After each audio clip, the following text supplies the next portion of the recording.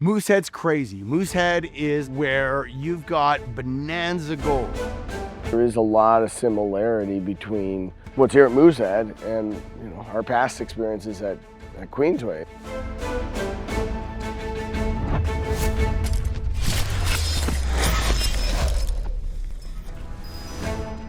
The Treasure Island project is located in central Newfoundland, along 90+ kilometers of the Valentine Lake fault zone.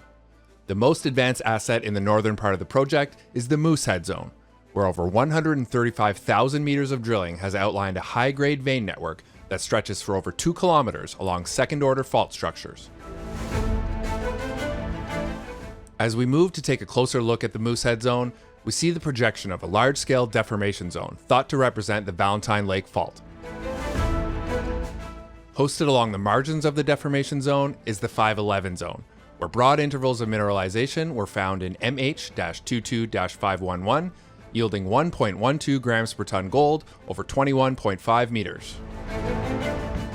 Moving north, we see two parallel fault networks extending from the Valentine deformation zone. These are the eastern and western trend faults. But we also see, further to the east, the 552 zone, where a number of high-grade intercepts have outlined mineralization along 250 meters. At the southern end of the Moosehead structural corridor, we see the 75 zone in the western trend fault, where MH-21-141 assayed 64 grams per ton gold over 4.2 meters. And then, at the southern end of the eastern trend zone, MH-22-366 returned 134 grams per ton gold over 1.4 meters. 200 meters further north along strike, numerous highlighted high-grade intercepts at the eastern trend include MH-22-463, 12.5 grams per ton gold over 39.6 meters, MH-18-39, 70.3 grams per ton gold over 9.05 meters, and MH-21-342, 56.6 grams per ton gold over 5.55 meters. To the west, we can see the extension of the Western Trend Fault, where trenching work has uncovered the high-grade vein network under shallow overburden. The surface expression found here also shows the intersection of a high-grade north-south veining and east-west veining.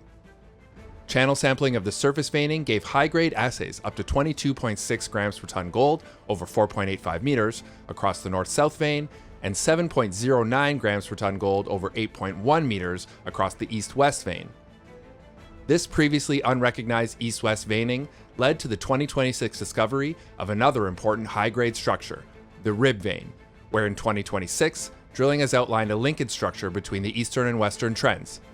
The initial drilling discovery in PGC-26-028 assayed 65.1 grams per ton gold over 3.25 meters.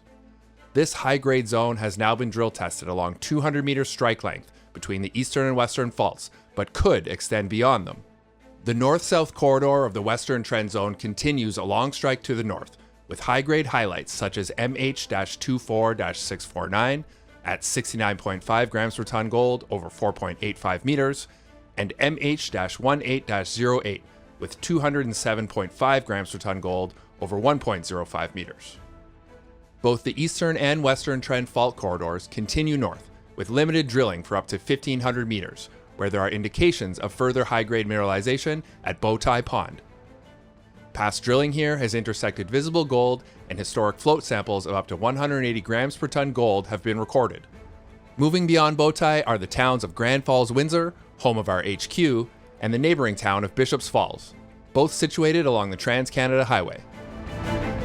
This central artery provides excellent year-round access to the Moosehead zones and positions it at the heart of high-grade gold developments in central Newfoundland, being located just 30 minutes west of Newfound Gold's Queensway project. With many mineralized zones remaining wide open, the Moosehead Zone is an exciting orogenic gold system, ready for expansion.